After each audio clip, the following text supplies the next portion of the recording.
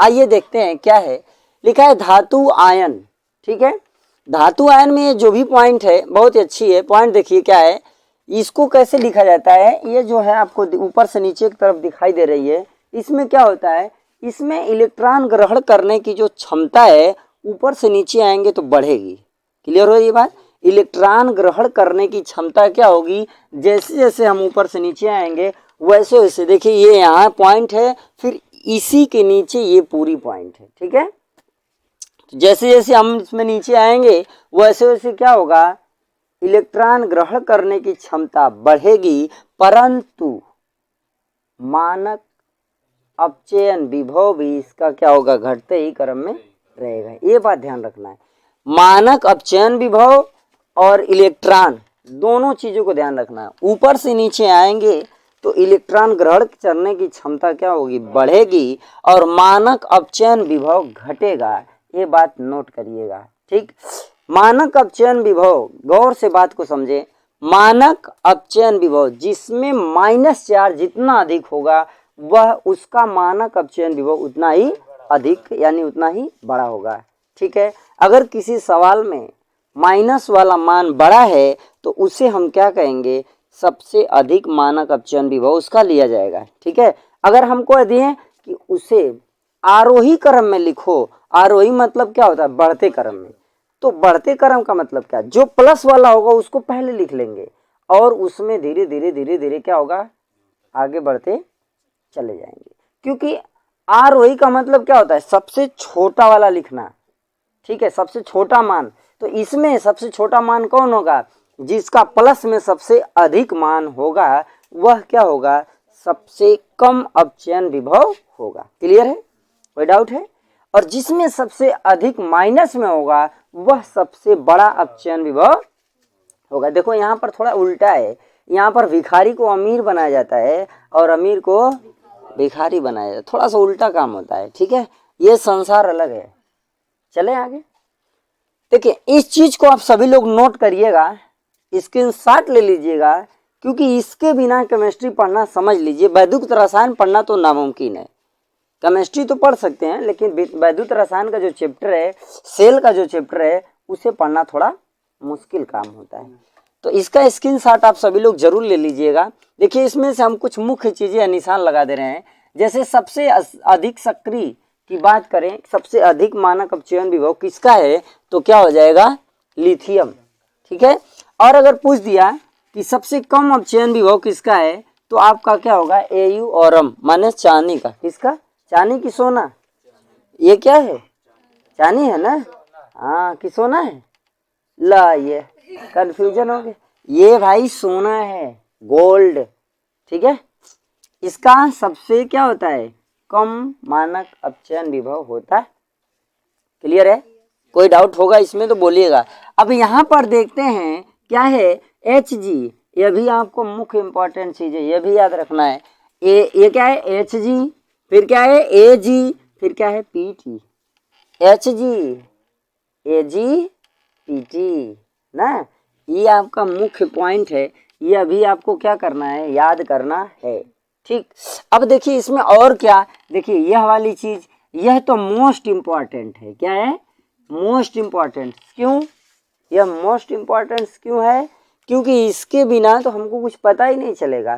क्यों, यही मेन आधार होता है, यही क्या होता है, मेन आधार होता है। किसका मेन आधार होता है, अब यहाँ से बात को समझिए, ठीक है, ध्यान दीजिएगा।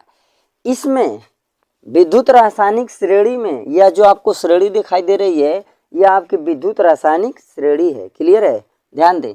इसमें होता क्या है, जो प्रबल होगा यानी हाइड्रोजन से जो ऊपर आपको दिखाई दे रहा है, हाइड्रोजन से ऊपर मतलब ये सब जो आपको दिखाई दे रहा है, ये सभी क्या होंगे, हाइड्रोजन से नीचे वाले को आसानी से प्रतिस्थापित कर सकते हैं। दूसरी बात, इसमें एक चीज होता है, यहाँ पर एक चीज देखने को मिलता है, वह क्या, गौर से बात को समझें कि जो भी यौगिक, ठीक है, जिस यौगिक को विस्थापित करेगा वह यौगिक उससे क्या होगा, ऊपर होगा।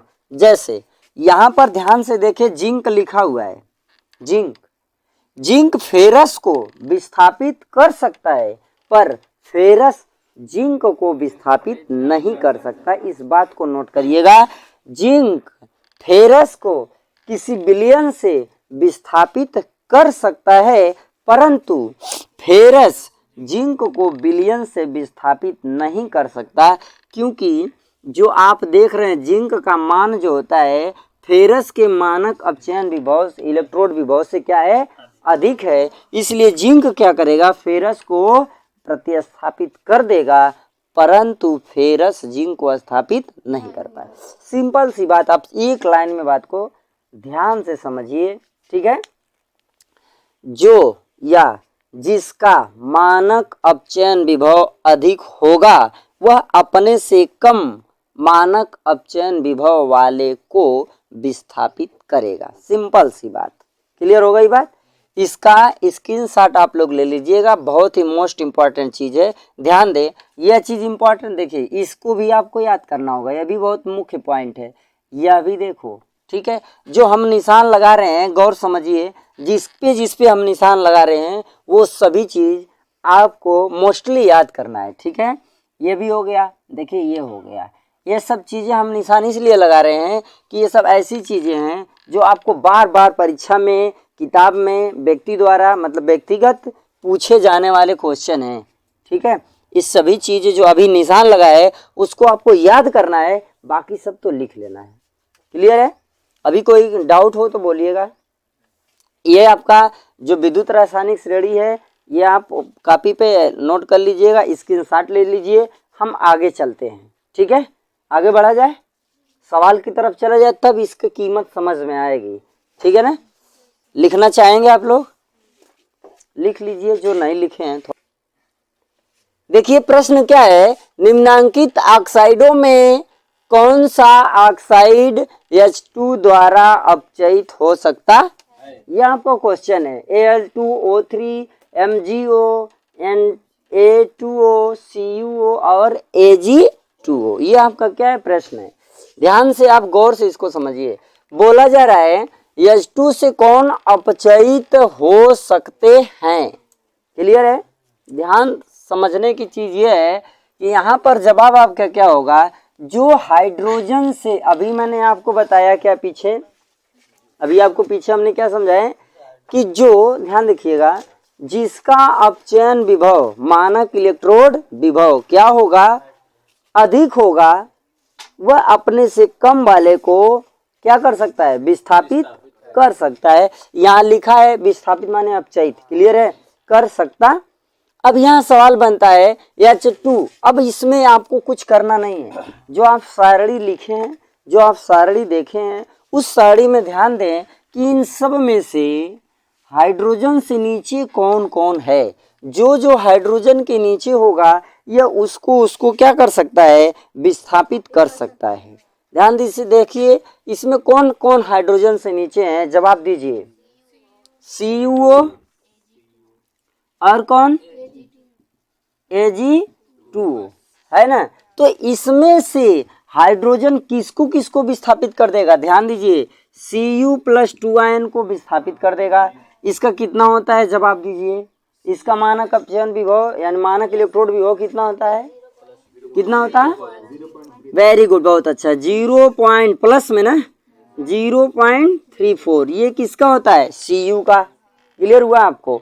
इसके बाद Ag का बताइए, Ag+ आयन पहले बोला जाता है, इसका कितना 0.80, ये मानक इलेक्ट्रोड विभव है। क्लियर हुआ, समझ में आप लोगों को आया।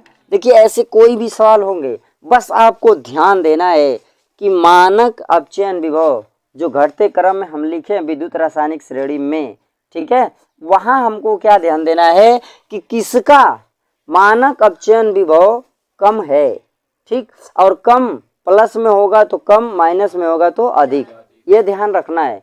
तो जो अधिक होगा वह अपने से कम वाले को विस्थापित करेगा, बस इतना ही ध्यान देना और कुछ नहीं। अब एक सवाल और छोटा सा हम इसमें देते हैं, जैसे मान लीजिए Zn दे दिया और CuSO4 दे दिया और यहाँ पर लिख दिया गया क्या, ZnSO4 + Cu। आपसे कारण पूछा जाए ऐसा क्यों, तो आपका जवाब क्या होगा, क्योंकि जेडेन जो होता है यानी जो जिंक आयन, यहाँ पर अब इसकी गणना करेंगे, ठीक है, और यहाँ पर इसकी दोनों को ध्यान देखेंगे। Cu की कितनी होती है, Cu का ध्यान दे 0.34 होता, ठीक है, और जिंक जेडेन का +2 आयन इसका कितना होता है -0.76। अभी हमने बताया जिसका मान माइनस में होगा उसका अपचयन विभव प्लस वाले से अधिक होगा। तो यह देखिए जो Cu आयन होता है इसका प्लस होता और जेडेन का कितना माइनस होता है। अब हमको देखना है कि इसमें कौन अपचयन विभव अधिक है, यानी किसका अपचयन विभव अधिक है। तो इसमें किसका अपचयन विभव अधिक है, जिंक का। इसलिए जिंक ने कॉपर विलयन से कॉपर को विस्थापित कर दिया। क्लियर हुई बात। ऐसे आप विद्युत रासायनिक श्रेणी को ध्यान से एक बार अध्ययन कर लीजिएगा, देख लीजिएगा, और जो जो ट्रिक लगाए हैं उसको आप सावधानी से एक बार रिवीज कर लीजिएगा। उसके बाद आपको देखने को मिलेगा, आप सभी लोगों को ये चीज़ देखने को मिलेगी कि रसायन विज्ञान में वैद्युत रसायन जो है उसे हम बहुत ही आसानी से पढ़ सकते हैं इसके माध्यम से। इसके